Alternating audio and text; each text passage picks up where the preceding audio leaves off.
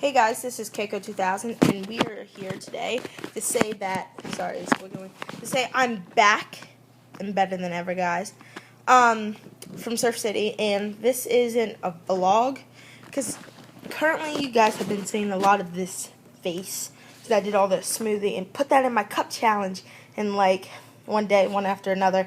So this is actually Reading with Cakeo, and today we're going to be reading a book called Loser. Yes, very nice title. And sorry that this is kind of weird. We're not using my computer today to record. We're using my dad's iPad again because that seems to work better and better than ever. Sorry, we're like moving around here. I'm sitting on my recliner, so I'm gonna be going back. I'm just joking. I'm gonna stay up. But anyways, yeah, Loser, and it's by Jerry Spindle or whatever. Yep, one of my favorite authors, other than Rick Riordan and the girl who wrote, the lady who wrote Harry Potter and the lady who wrote Hunger Games. So, okay, sorry, I'm trying to get this iPad in a good position. Maybe if you weren't on my legs. There we go. Hey guys. Okay, let's get to the book. All right. First chapter is called You Grow Up. You grow up with a kid, but you never really notice him. He's just there, on the street, the playground, the neighborhood. He's part of the scenery, like the parked cars and the green plastic cans on trash day. You pass through school, first grade, second grade. There he is, going along with you. You're not friends, you're not enemies. You just cross paths now and then. Maybe at a park playground, maybe at the park playground. One day, you look up, and there he is at the end of the seesaw. Or it's winter, and you slid to the bottom of Half Tank Hill, and you're trudging back up, and there he goes, zipping down, his arms out like a swan diver, screaming his head off. And maybe it annoys you that he seems to be having more fun than you, but it's 1 second thought, and it's over. You don't even know his name, and then one day you do. You hear someone say a name, and somehow you just know that's the name who belongs to. It's that kid. Zinkoff. Believe it or not, guys, that's the first chapter. But we're not going to end it like that because it's only been 2 minutes, almost 3 minutes. But if I'm pronouncing it wrong, I'm sorry. This is how you say his name right there, but it's backwards for you guys. So wait, does this help? I don't think it does. I'm an idiot. Nope, doesn't work. But yeah, that's how you say his name. So tell me. Oh my gosh. So we're going to read like 4 chapters because all these chapters are like a page and a back. But this book is really good. So he is one of the new litter boys. Chapter 2. The Bright Wide World. He is one of the new litter boys tossed up by his brick in hostage town 10 miles by trolley from the city of 1 million. For the first several years, they have been home babies, Zingoff and others, fenced in by walls and backyard chain link, and mostly by the sound of mother's voice. Then comes the day when they stand alone on their front steps, blinking and warming up in the sun like pups of new creation. At first, Zingoff shades his eyes, then he lowers his hand. He squints into the sun, tries to outstare the sun, turns away thrilled and laughing. He reaches back to touch the door. It is something he will never do again. In his ears echo the 1,000 warnings of his mother. Don't cross the street.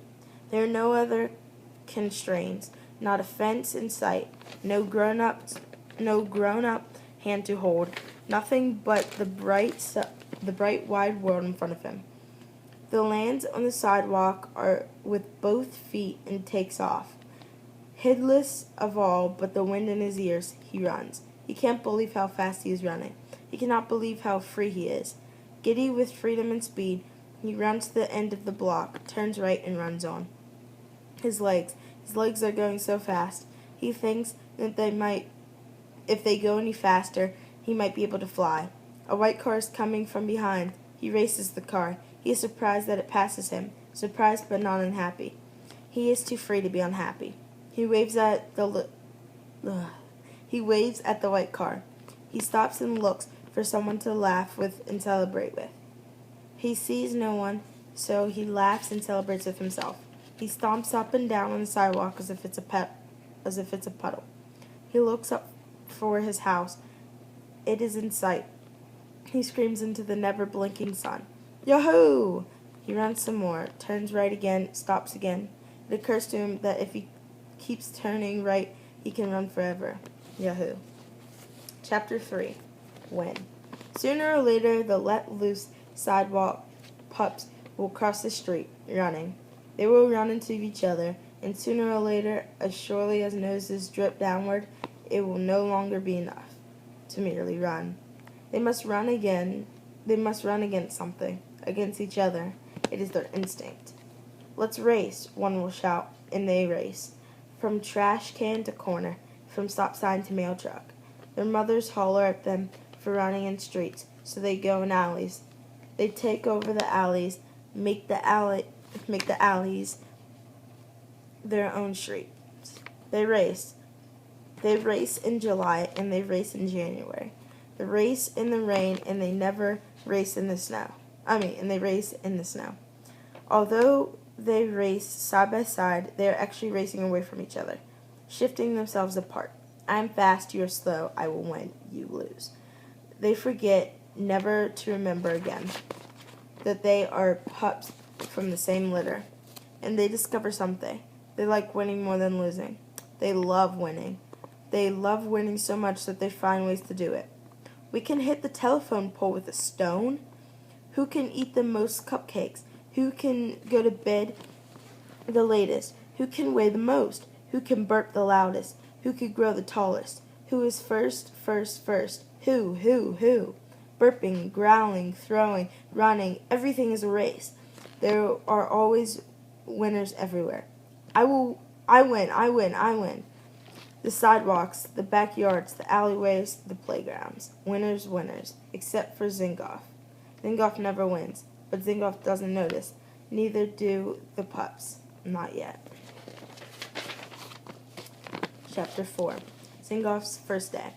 Zingoff gets in trouble his first day of school. In fact, before he even gets to school, he's in trouble with his mother. Like the other neighborhood mothers of first grade children, Miss Zingoff intends to walk her son to school. First day is a big day, and mothers know how scary it can be to 6-year-olds. Zingoff stands in the front window, looking at all the kids walking to school. Reminds him of a parade. His mother is upstairs getting dressed. She calls down, "Donald, you wait."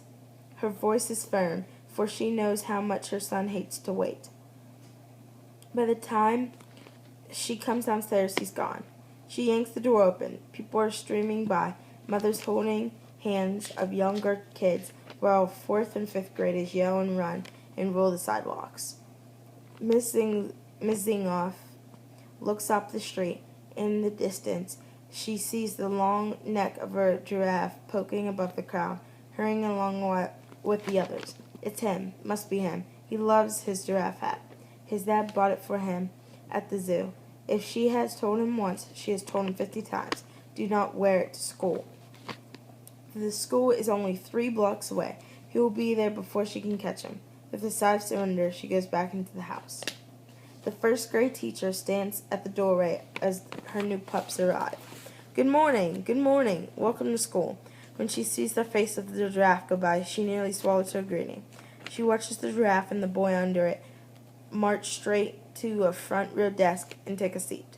When the bell rings, the teacher, Miss Meeks, shuts the door and stands before the desk of the unusually